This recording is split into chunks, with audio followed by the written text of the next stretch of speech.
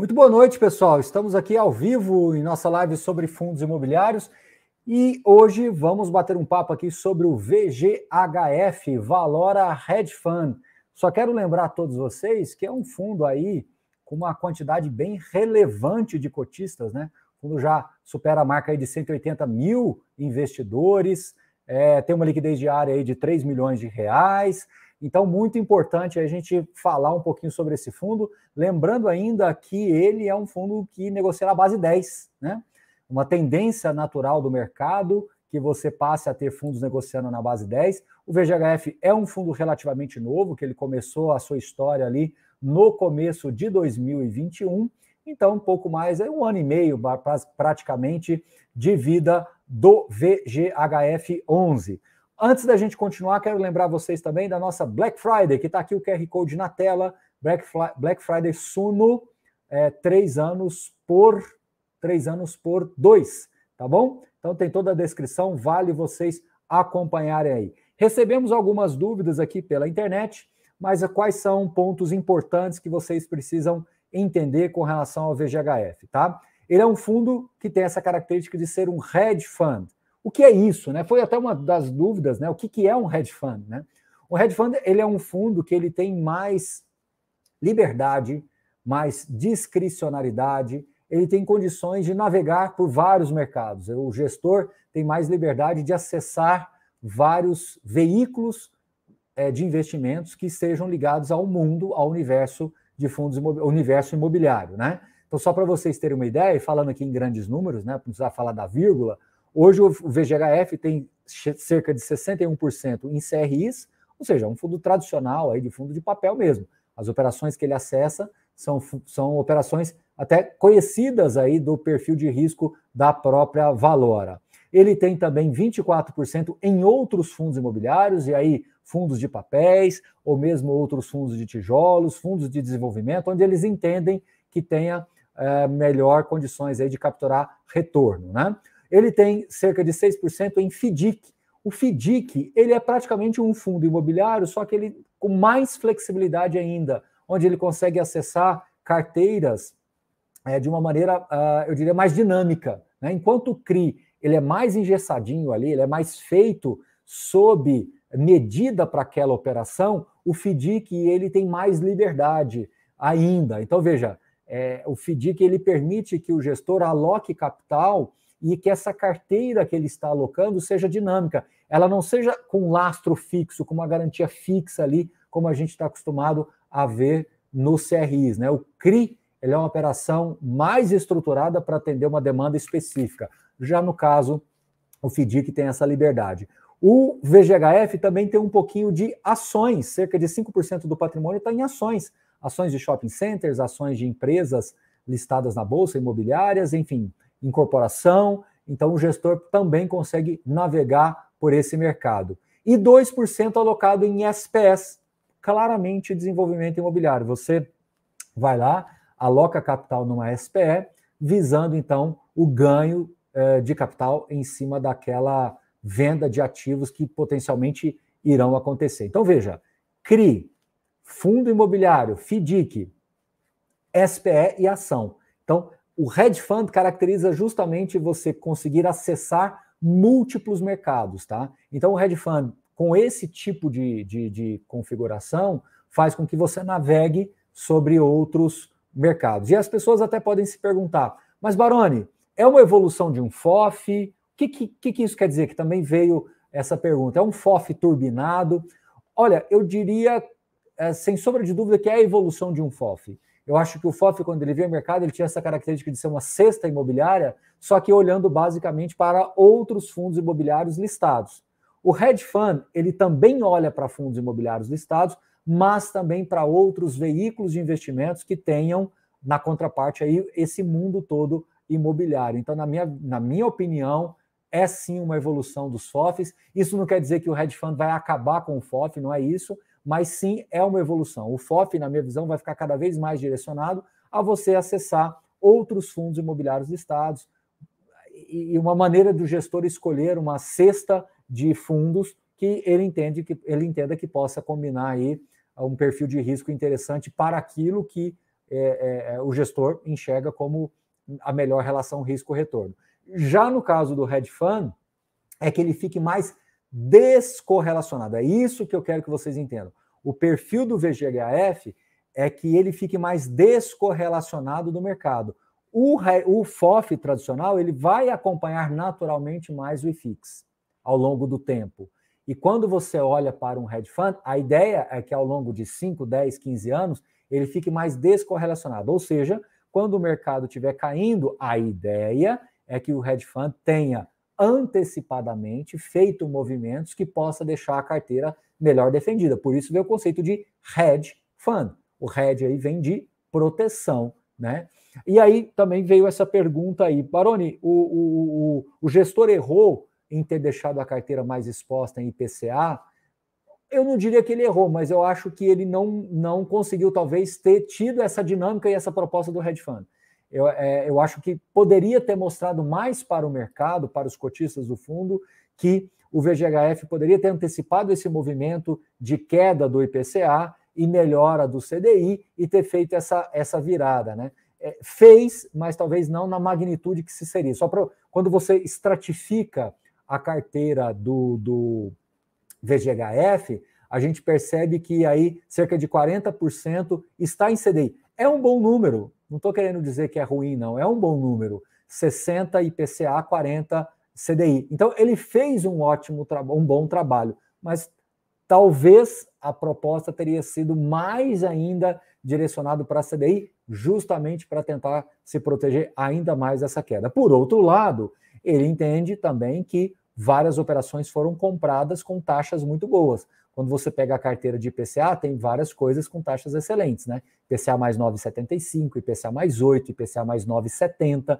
Então, por outro lado, ele está olhando também o longo prazo, porque se você olhar o VGHF, fica muito bem explícito que parte da carteira está dividida no composto de renda, cerca de 80%, e 20% nesse composto de valor. Então, ele acaba transitando nas duas teses aí, tá bom? Mas o fundo vem se defendendo bem, né? Se você olha hoje, o VGHF ele negocia em linha com seu valor patrimonial. Vários FOFs ficaram bem abaixo do valor patrimonial, alguns negociando com 25%, 30%. Vamos pôr na média aí 15%, 20% de desconto em patrimonial em alguns FOFs, coisa que o VGHF, no caso, não fez. Então, isso mostra uma certa resiliência também em deixar o patrimônio melhor defendido. Então, eu acho que há sim pontos a serem melhorados. Quais seriam os pontos a serem melhorados? A carteira se mostrar ainda mais dinâmica para mostrar aos cotistas e ao mercado essa versatilidade. Quando a gente olha os resultados, por exemplo, dos últimos 12 meses, em termos de negociações, em termos de receitas, o fundo teve 80 milhões em receitas, né? Cerca de 73 milhões em receitas correntes mesmo, né? Dos CRIs, dos próprios FDICs, de fundos imobiliários.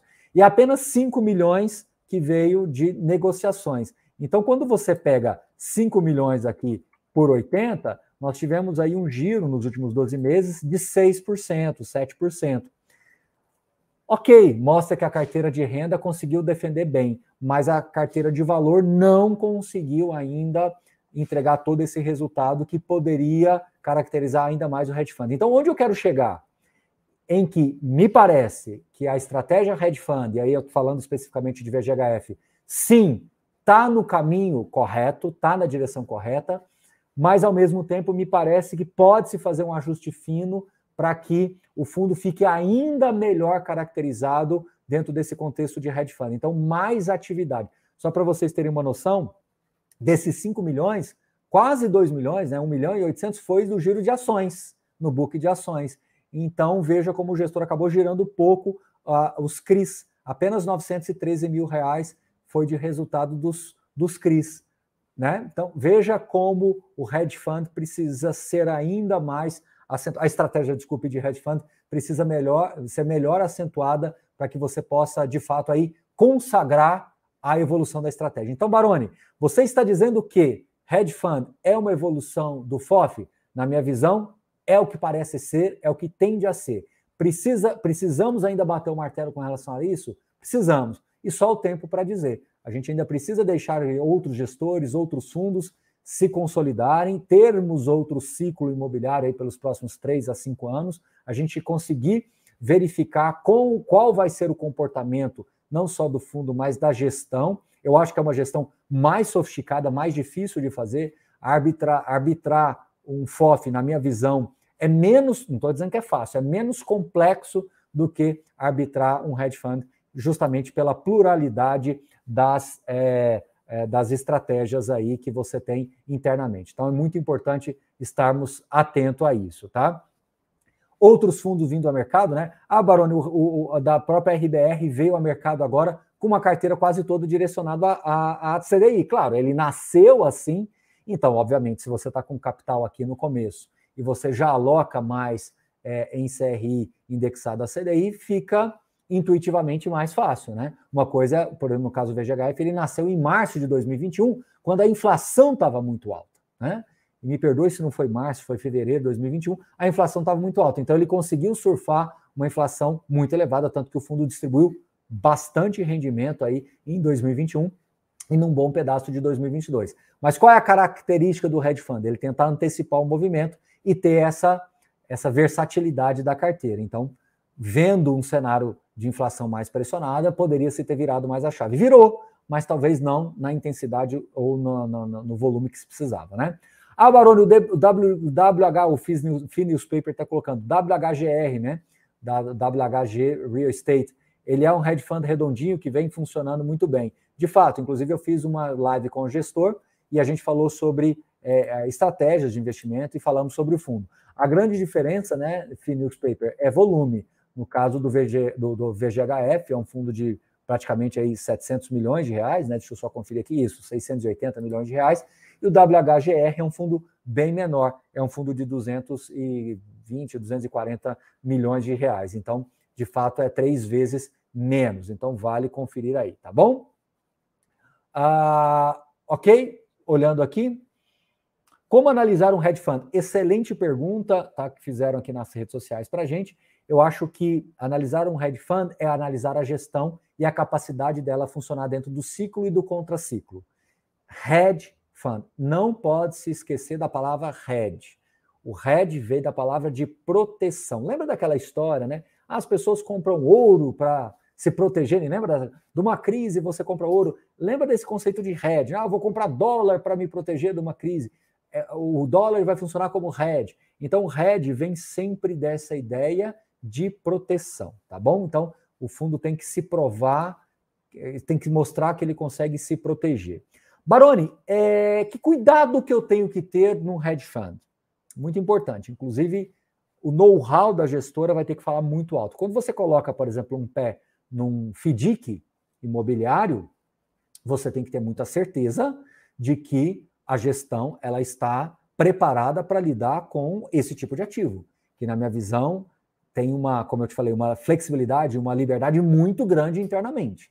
Então, se você não tiver um gestor muito capaz de fazer essa análise, você pode sim ter problemas nesse crédito depois. Então, FDIC você tem que estar muito próximo dos seus devedores ali para que você possa acompanhar bem a qualidade de crédito. Baroni, você acha legal o FDIC, o hedge fund investir em desenvolvimento? Acho muito legal. No caso do VGHF, inclusive, ele tem exposição a fundos de desenvolvimento e ele tem exposição direta nas SPEs. Eu acho isso, né, via permutas ou desenvolvimento direto, eu acho isso muito importante de ser feito. Eu acho que, aliás, é o grande diferencial de um hedge fund. E você tem que ter, sim, um time capaz de fazer uma análise de desenvolvimento apurada, porque não é fácil, não é a mesma coisa. Baroni, VGHF, aonde que você colocaria talvez um ponto que poderia ser melhorado? Eu acho que a carteira de CRIs do VGHF é muito próxima da carteira, para não dizer quase a mesma, da carteira de CRIs que a gente já vê no próprio VGIP, no próprio VGIR. Eu acho que eles poderiam buscar operações mais específicas para que você pudesse transitar em outros tipos de mercado para não ficar mais do mesmo.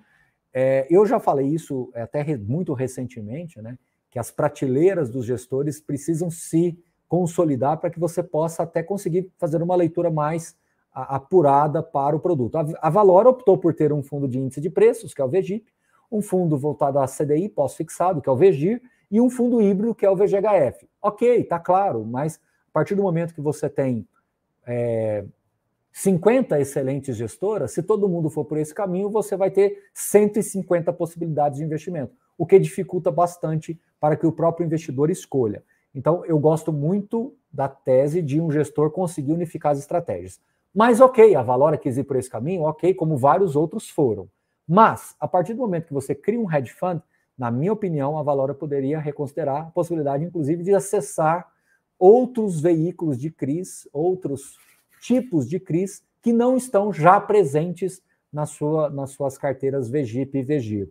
Isso é aqui uma ponderação, é inevitável quase que outros gestores estão indo no mesmo caminho, mas é algo que, na minha opinião, em algum momento os gestores vão rever essas posições, tá?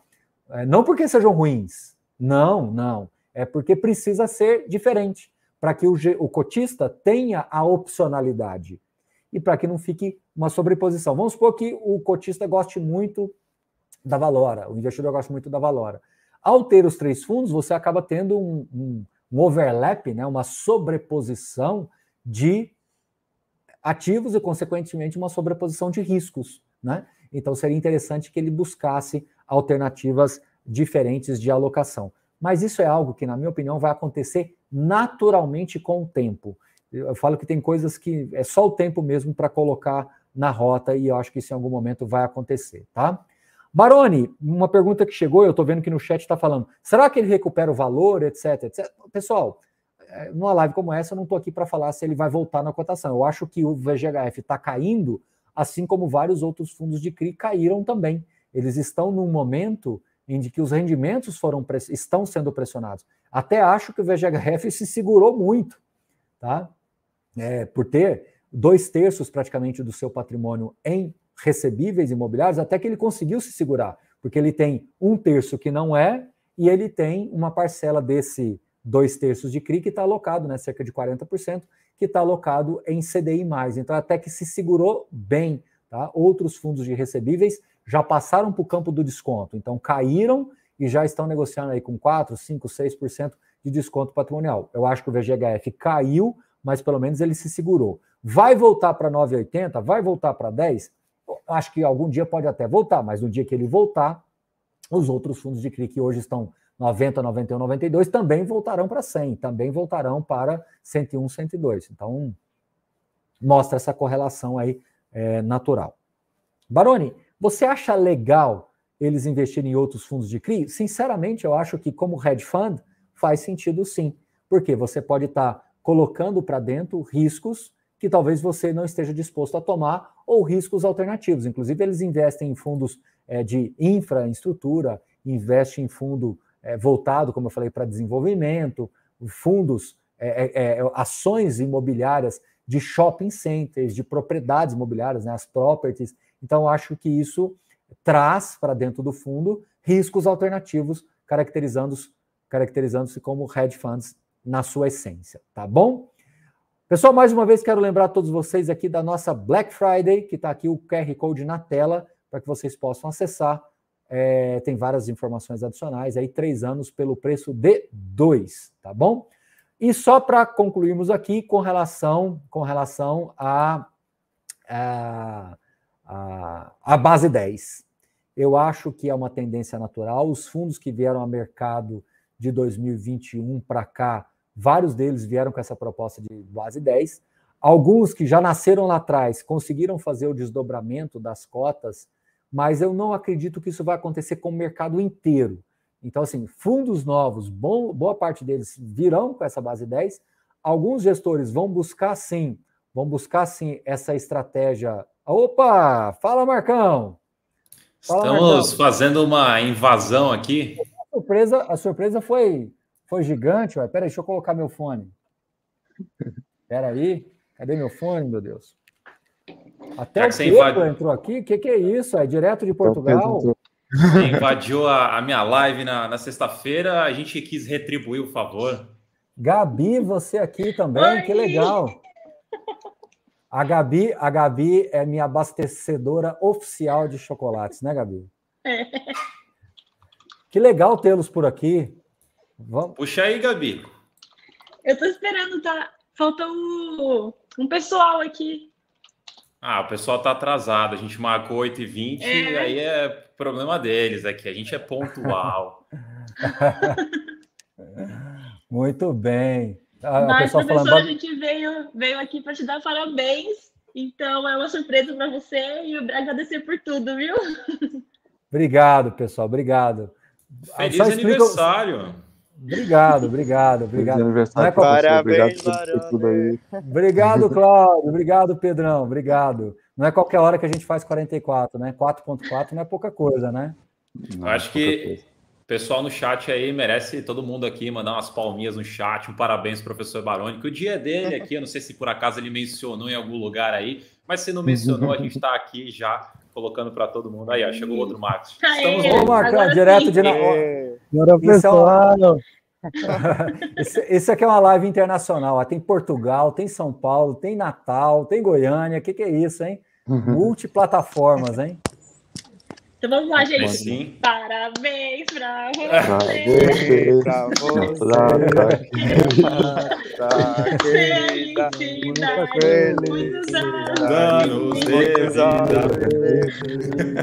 Valeu, gente. Obrigado. Galera, valeu, professor. Obrigado, Gabi. Obrigado pelo carinho de vocês. Hoje recebi aqui do Marcos. Obrigado, Marcão. Obrigado, time da Suna aí, Montezuma, o próprio Henrique também, Marina, a turma toda aqui. Obrigado por tudo, viu, gente? Nada. É isso aí. Pode terminar só uma pequena fração aí do nosso agradecimento por você também, por tudo que você contribui para não só para as pessoas que estão assistindo, o conteúdo que você passa para elas, mas tudo que você ensina para a gente também, profissionalmente, do lado pessoal, a pessoa que você inspira a gente, todo mundo aqui desse lado. Então, também um obrigado nosso aqui, um parabéns de novo para você. Valeu, gente. Obrigado. Então, que bom que vocês vieram para a gente encerrar essa live aí sim com chave de ouro. Muitíssimo obrigado, pessoal que nos acompanhou aqui. Pedro, obrigado. Pô, aí tá tarde para quantas horas aí, Pedro? Aqui são 11h20, tá de boa. Pô, meu Deus do céu. Meu Deus. Obrigado, gente. Muito obrigado. Valeu, Marcos. Obrigado por entrar aí. Beijo na filhota. Valeu por tudo. Gente, muito obrigado de coração. Realmente vocês me pegaram de surpresa, porque quando eu vi que apareceu a Gabi, eu confesso que eu vi primeiro o nome da Gabi e depois do Marcos. Eu falei, meu Deus, será que eu esqueci alguma coisa aqui? Será que o negócio está fora do ar? Será que está acontecendo? Mas aí quando eu vi, aí foi aparecendo todo mundo, eu falei, já entendi a surpresa. Obrigado aí, gente. Valeu. Beijo grande para vocês. Barão. Muito obrigado. Parabéns. Obrigado, Cláudio. Obrigado pelo carinho. Tchau, tchau, gente. Um abraço. Tchau. Valeu.